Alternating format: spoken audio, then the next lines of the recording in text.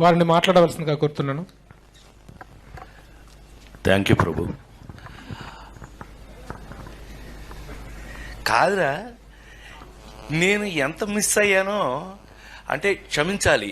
ఇలా ఉంటుందని మీరందరూ వస్తున్నారని నిన్న గనక అచ్చనా నీ సంగతి బయటికి వెళ్ళక చూసుకుందాం. మనం ఎప్పుడు ఉన్నదే కదా.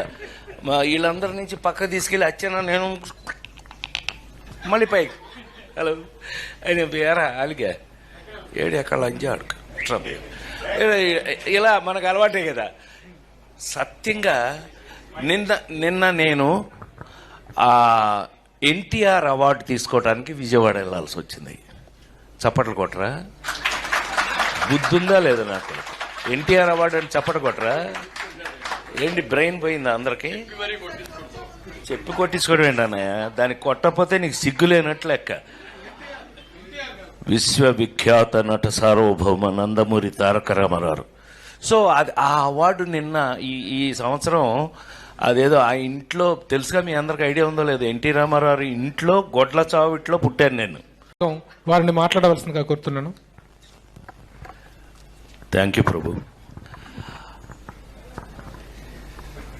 కాదురా, నేను ఎంత మిస్ అయ్యానో అంటే క్షమించాలి. ఇలా ఉంటుందని మీరందరూ వస్తున్నారని నిన్న గనక అచ్చనా నీ సంగతి బయటికి వెళ్ళక చూసుకుందాం. మనం ఎప్పుడు ఉన్నదే కదా. వీళ్ళందరి నుంచి పక్క తీసుకెళ్ళి అచ్చనా నేను మళ్ళీ పైకి హలో ఆయన పేరా అలిగా ఏడు ఎక్కడ లంజా అడుక ఇలా మనకు అలవాటే కదా. సత్యంగా నిన్న నేను ఎన్టీఆర్ అవార్డు తీసుకోవడానికి విజయవాడ వెళ్ళాల్సి వచ్చింది. చప్పట్లు కొట్టరా? బుద్ధుందా లేదా నాకు?